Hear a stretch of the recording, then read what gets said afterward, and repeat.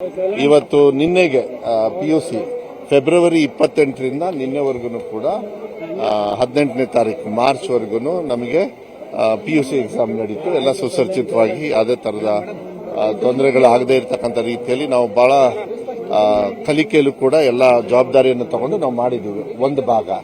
ಇನ್ನೊಂದು ಭಾಗ ಇವತ್ತಿಂದ ಅಂದ್ರೆ 18ರಿಂದ ಏಪ್ರಿಲ್ 2ನೇ ತಾರೀಕುವರೆಗೂ SSLC ಎಕ್ಸಾಮು ರಾಜ್ಯ ಮಟ್ಟದಲ್ಲಿ ಎಲ್ಲಾ ಕಡೆನೂ ಕೂಡ ಸುಮಾರು 15,000 ಶಾಲೆಗಳು, 15,000 ಚಿಲ್ಡ್ರೆ ಮತ್ತೆ 2,800 ಕೇಂದ್ರದಲ್ಲಿ ಇವತ್ತು ಎಕ್ಸಾಮಿನೇಷನ್ ಇವತ್ತಿಂದ ಸ್ಟಾರ್ಟ್ ಆಗ್ತದೆ. ಸುಮಾರು 8,69,000 ಮಕ್ಕಳು ಬರ್ತಾರೆ.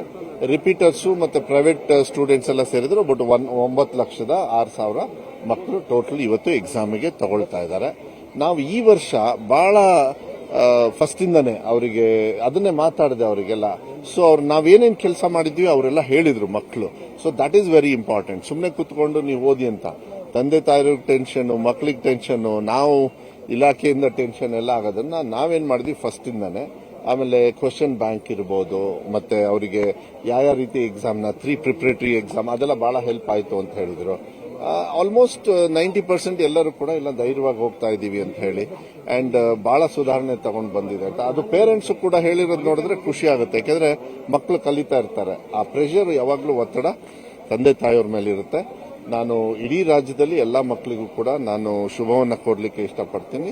ಕಷ್ಟಪಟ್ಟು 9,06,000 ಚಿಲ್ಡ್ರೆ, 8,68,000 ಟೋಟಲ್ ಹೊಸ ವಿದ್ಯಾರ್ಥಿಗಳು. ಅದ್ರ ಜೊತೆಗೆ ಪ್ರೈವೇಟ್ ಸ್ಟೂಡೆಂಟ್ಸ್ ಒಂದು ಸ್ವಲ್ಪ ಜನರು ಇರ್ತಾರೆ, ಮತ್ತೆ ರಿಪೀಟರ್ಸ್ ಇರ್ತಾರೆ.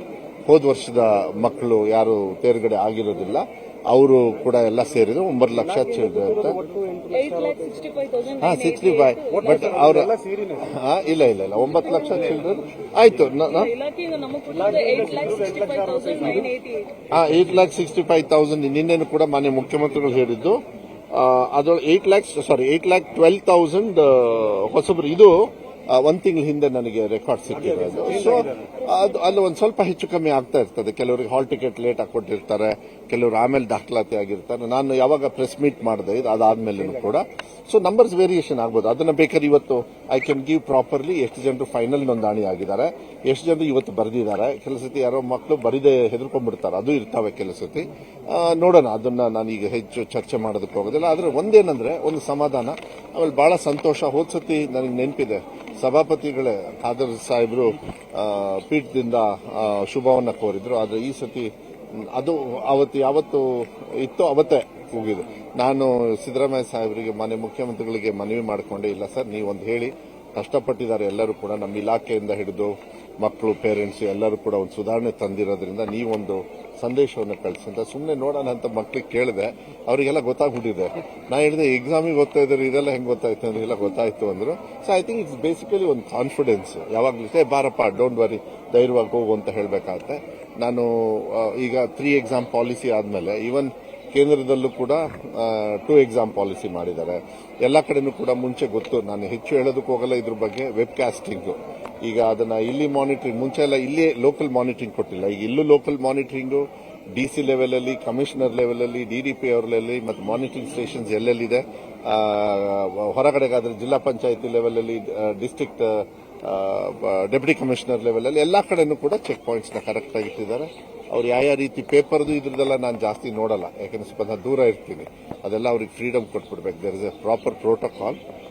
ಎಲ್ಲದೂ ಚೆನ್ನಾಗಿದೆ. ಮಕ್ಕಳು ಈ ಸತಿ ನನಗೆ ವಿಶ್ವಾಸ ಇದೆ, PUCಯಲ್ಲೂ ಕೂಡ ಮತ್ತೆ SSLCಯಲ್ಲೂ ಕೂಡ ನೋಡೋಣ. ಮಕ್ಕಳು ಪಾಪ ಬರೀತಾ ಇದ್ದಾರೆ. ನಾವು ಟಾರ್ಗೆಟ್ ಇಟ್ಕೊಂಡಿದೀವಿ ಕೆಲವು ಕಡೆಗೆ 12% ಇಂದ ಹಿಡಿದು ಕೆಲವು ಕಡೆಗೆ 20-22% ವರೆಗೂ ಕೂಡ ನಮ್ಮ ಅಧಿಕಾರಿಗಳು ಹೇಳ್ತಾ ಇದ್ದಾರೆ. ಈಗ ಯಾಕೆಂದ್ರೆ ಅವ್ರ ಮೇಲೆನೆ ನಂಬಬೇಕಾಗತ್ತೆ, ಅದು ನಿಜ ಆಗಲಿ ಅಂತೇಳಿ ನಾನು ಕಾಯ್ತಾ ಇರ್ತೇನೆ. ಇಲ್ಲ, ಹೋದ್ಸತಿ 82 ಬಂದ್ಬಿಟ್ಟಿದೆ. ಈ 2-3 ಎಕ್ಸಾಮ್ ಪಾಲಿಸಿ ಇರೋದ್ರಿಂದ ಈಸಿ ಆಗುತ್ತೆ. ಬಟ್ ನಾವ್ ಹೇಳೋದು ಫಸ್ಟ್ ಇದೊಳಗೇನೆ. ಬಟ್ ಹೋದ್ಸತಿನೇ ಇಂಪ್ರೂವ್ ಆಯ್ತು, ಯಾಕಂದ್ರೆ ಅದು 2023 ಅಲ್ಲಿ ಸಿಕ್ಕಾಕೊಂಡು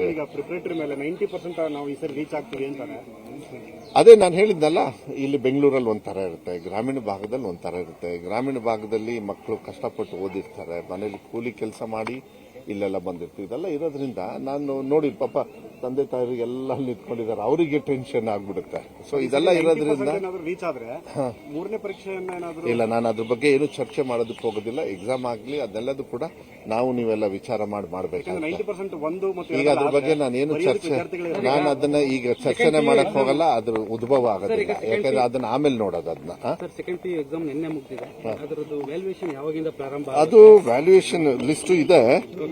ಫಲಿತಾಂಶ ಪ್ರಕಟ ಸಂಭಾವಿಕ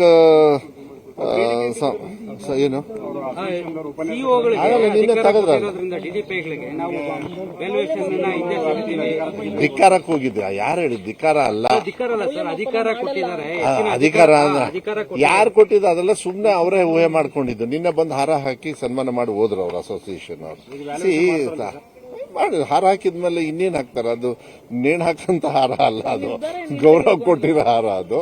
ಇಲ್ಲ, ನಿನ್ನೆ ಬಂದ್ರು ಮಾತಾಡಿದ್ರು. ಅವ್ರಿಗೇನಂದ್ರೆ ಏನೋ ಒಂಥರ ಕೊನೆಗೆ ಪುಟ್ಟಣ್ಣ ಅವರೆಲ್ಲ ಪ್ರಶ್ನೆಯನ್ನು ಕೇಳಿದ್ರು, ಅದಕ್ಕೆ ಉತ್ತರವನ್ನು ಕೊಟ್ಟೆ. ವಿಧಾನಸೌಧದಲ್ಲಿ ಕೊಟ್ಟ ಮೇಲೆ ಎಲ್ಲ ನಂಬ್ಕೊಳ್ತಾರೆ. ಬಟ್ ಏನಂದ್ರೆ ಇದೆಲ್ಲ ಇಲಾಖೆಗಳಲ್ಲಿ ಚರ್ಚೆಗಳು ನಡೀತಾ ಇರ್ತಾವ. ಅದು ಯಾರೋ ಗೊತ್ತಿರ್ತಾರೆ, ಯಾರೋ ಹೇಳ್ತಾರೆ, ಇವ್ರ ತಲೆ ಕೆಡ್ಸ್ಕೊಂಡು ಈ ತರ ಹೇಳ್ತಾರೆ. ಯಾವಾಗ್ಲೂ ಅಷ್ಟೇ, ನಾನೇ ಆಗ್ಲಿ, ನೀವೇ ಮಾಧ್ಯಮದವರಾಗ್ಲಿ, ಅಧಿಕಾರಿಗಳಾಗ್ಲಿ, ಎಲ್ಲರೂ ಕೂಡ ಒಂದು ತಿಳ್ಕೊಳ್ಬೇಕಾಗತ್ತೆ. ಮಕ್ಕಳ ಹಿತದೃಷ್ಟಿಯಿಂದ ಏನಾದರೂ ಒಂದು ಒಳ್ಳೆ ಕಾನೂನು ತಂದಾಗ ಅದನ್ನ ಗೌರವದಿಂದ ನೋಡಿಕೊಂಡು ಅದು ಹಾದಿ ಹಿಡಿಬೇಕಾಗತ್ತೆ. ಅದು ಯಾರೇ ಆಗಲಿ, ಅಸೋಸಿಯೇಷನ್ ಇರ್ಬೋದು, ನನ್ನಂತ ಮಿನಿಸ್ಟ್ರಿ ಇರ್ಬೋದು, ಮಾನ್ಯ ಮುಖ್ಯಮಂತ್ರಿಗಳು ಇರ್ಬೋದು, ನಾವೆಲ್ಲರೂ ಕೂಡ ಮಕ್ಕಳ ಹಿತದೃಷ್ಟಿಗೆ ನಾವೆಲ್ಲ ಬಗ್ಬೇಕಾಗತ್ತೆ, ಕಾನೂನು ಬಗ್ಬೇಕಾಗತ್ತೆ. ಯಾಕಂದ್ರೆ they are important. That's what we want. ಯಾಕೆ ಇಲ್ಲೆಲ್ಲ ಬರ್ತೀವಿ, ಮಾತಾಡ್ತೀವಿ, ಇದೆಲ್ಲದೂ ಕೂಡ. ಸೊ ರಿಸಲ್ಟ್ ಬರೋ ದಿವಸ ಕೊಟ್ಟಿದ್ದಾರೆ, ಸುಮಾರು 24/4 ಅಂದ್ರೆ ಸಂಭಾವ್ಯ. 1-2 ದಿವಸ ಹೆಚ್ಚು ಕಮ್ಮಿ ಆಗ್ಬೋದು, ಅದನ್ನ ಪ್ರಕಟ ಮಾಡ್ತಾರೆ. And one more thing is, second ಪರೀಕ್ಷೆದು ಕೊಟ್ಬಿಟ್ಟಿದೀವಿ ನೋಡಿ. ಯಾಕಂದ್ರೆ ಅವ್ರಿಗೊಂದು ಕಾನ್ಫಿಡೆನ್ಸ್, ಡೋಂಟ್ ವರಿ ಅಪ್ಪ, ಏನಾದ್ರು ಏನಾಗುತ್ತೆ ಕೆಲವು ಸತಿ ಎಲ್ಲರೂ ಪಾಸ್ ಆಗಲಿ ಅಂತ ನಂಗೆ ಆಸೆ ಇದ್ರು ಕೂಡ ಕೊರತೆ ಪಾಪ ಏನೋ ಒಂದು ಕಷ್ಟದಲ್ಲಿ ಒಂದ್ ಕಡೆ ಕಲಿಸ್ತಿ ಕೂಲಿ ಮಾಡ್ತಾರೆ, ತಂದೆ ತಾಯಿ ನೋಡ್ಕೋಬೇಕು, ಕಲಿಕೆಯಲ್ಲಿ ಸ್ವಲ್ಪ ಕಮ್ಮಿ ಇರಬಹುದು. ಇದನ್ನೆಲ್ಲದನ್ನು ಕೂಡ ಇಲ್ಲ, ಆಸ್ ಇಟ್ ಈಸ್ ಇಲ್ಲ, ಅದನ್ನೇನು ಬದಲಾವಣೆ ಇಲ್ಲ. ಏನಿದೆ ಅದೇ ಕಂಟಿನ್ಯೂ ಆಗ್ತದೆ. ಅದು ರಿಪೀಟ್ ಏನು ಫೇಲ್ ಆಗಿದ್ರೆ ಅದು ಕಂಟಿನ್ಯೂ. ಫೇಲ್ ಆಗಿದ್ರೆ ಮಾತ್ರ. ಪಾಸ್ ಆದವರು ಇಂಪ್ರೂವ್ಮೆಂಟಿಗೆ ಮಾಡಿದಾಗ ಅವರು ದುಡ್ಡು ಕಟ್ಟಬೇಕಾದ್ರೆ ಅದು ಸೇಮ್ ಯೂಸ್. ಮತ್ತೆ ಹೆಣ್ಮಕ್ಳಿಗೆ SC/ST ಅವರಿಗೆಲ್ಲ ಆಸ್ ಇಟ್ ಇಸ್ ಕಮ್ಮಿನೂ ಇದೆ. ಜನರಲ್ ಆಗೂ ಕೂಡ ನಾವು ತೆಗೆದಿದೀವಿ ಅದನ್ನ. ಸೊ ಆಗ್ಲಿ, ಒಳ್ಳೇದಾಗ್ಲಿ ಎಲ್ಲರಿಗೂ. ವಯೋಮಿತಿ ವಿಚಾರವಾಗಿ ಈ ಸಲ ಕೂಡ ನಿಮ್ಗೆ ರಿಕ್ವೆಸ್ಟ್ ಮಾಡ್ತಾ ಇದ್ರೆ ನಾನು ಏನಿಲ್ಲ, ಅದು ಹೋದ್ ಸತಿ ಕ್ಲೀನ್ ಆಗಿ ಆರ್ಡರ್ ಬಂದಿದೆ. ನೀವು ನೋಡಿ, ಈ ತರ ಪ್ರಶ್ನೆ ನೀವು ಕೇಳಿದಾಗ ಮತ್ತೆ ಮನೆ ಹತ್ರ ಬರ್ತಾರೆ. ಅವ್ರ ಸಮಸ್ಯೆ ನನಗೆ ಅರ್ಥ ಆಗತ್ತೆ. ಅಲ್ಲ, ಮಾಡ್ಲಿ, CM ಅವರು ಏನಾದ್ರು ಒಂದು ಎಕ್ಸಿಕ್ಯೂಟಿವ್ ಆರ್ಡರ್ ಮಾಡಿದ್ರೆ ದೆನ್ ನನಗೆ ಬರ್ತದೆ. ಆಮೇಲೆ ಕೋರ್ಟಿಗೆ ಯಾರೊಬ್ಬ ಪಾಪ ಪೇರೆಂಟ್ ಹೋಗಿ ಇದು ಎಂಟ್ಯಾಂಗಲ್ ಆಗಿರೋದು, ನಾನು ಕೋರ್ಟನ್ನ ನಂಬೇಕಾ? ಕೋರ್ಟ್ಲಿ ಕಾನೂನು ಒಂದು ಈ ತರ ಮಾಡಿ ಅಂತ ಹೇಳಿರ್ತಾರೆ. ಹೋದ್ ಸತಿನೂ ಕೂಡ ಕ್ಲಿಯರ್ ಆಗಿ ಹಾಕಿದ್ದೆ. ಹೋದ್ ಸತಿಗೆ ಸುಮ್ಮನೆ ಆದ್ರು, ಮತ್ತೆ ಇವಾಗ ತಗೊಂಡ್ ಬಂದ್ರು. ಸೊ ನನಗೇನಾಗ್ತದೆ, ಇದು ಕಷ್ಟ ಆಗುತ್ತೆ. ಅವ್ರ ಫ್ಲೈಟ್ ಒಂದ್ ಕಡೆಗೆ. ಆದ್ರೆ ನಾನು ಎಲ್ಲಾ ತಂದೆ ತಾಯಿಯವ್ರಿಗೂ ನಾನು ರಿಕ್ವೆಸ್ಟ್ ಮಾಡೋದು, ಇದು ಬಿಡಿ ಒಂದ್ ಕಡೆಗೆ ಇರ್ಲಿ, ಅದನ್ನ ಮಾನ್ಯ ಮುಖ್ಯಮಂತ್ರಿಗಳು ಇಲ್ಲ ನಮ್ಮ ಕಾನೂನಾತ್ಮಕವಾಗಿ ಏನಾದ್ರು ಚೆನ್ನಾಗಿ ಮಾಡಿದ್ರೆ ಓಕೆ. ತಂದೆ ತಾಯಿಯವರಿಗೆ ಒಂದೇ ಒಂದು ರಿಕ್ವೆಸ್ಟ್, ಮಕ್ಕಳನ್ನ ಒಂಥರ ಈ ಏರೋಪ್ಲೇನ್ ಇಂಜಿನ್ ತರ ಯೂಸ್ ಮಾಡಬೇಡಿ. ಅವ್ರು ಕಲಿಕೆಯಲ್ಲಿ ಬಿಡಿ, ಪರವಾಗಿಲ್ಲ, ಪಾಸು ಫೇಲ್ ಏನ್ ನಾವು ಬುದ್ಧಿವಂತರು ಅಂದ ತಕ್ಷಣ ಮಕ್ಕಳು ಹುಟ್ಟಿದ ತಕ್ಷಣ ಬುದ್ಧಿವಂತರಾಗತ್ತಾ? ಈಗ ಡೇಟ್ ಏನಾಗುತ್ತೆ, 6 ವರ್ಷ, ಯಾರೋ ಒಬ್ರು 1 ತಿಂಗಳು ರಿಲ್ಯಾಕ್ಸ್ ಕೊಡೋಣ, 2 ತಿಂಗಳು ಕೊಡೋಣ, 3 ತಿಂಗಳು ಕೊಡೋಣ. 3 ತಿಂಗಳು 1 ದಿವಸ ಅಂತಾರೆ, 3 ದಿವಸ 2 ದಿವಸ ಅಂತಾರೆ, 5 ತಿಂಗಳಾದ್ಮೇಲೆ 1 ದಿವಸ ಅಂತಾರೆ. ಆಮೇಲೆ ಕೊನೆಗೆ 1 ದಿವಸ ಮಕ್ಕಳು ಹುಟ್ಟಿದ ತಕ್ಷಣ ಸೇರ್ಸಕ್ಕಾಗತ್ತೆ? ನಾನು ಹೆಂಗೆ ಡೇಟ್ ನೀವೇ ಹೇಳಿ ನೋಡೋಣ.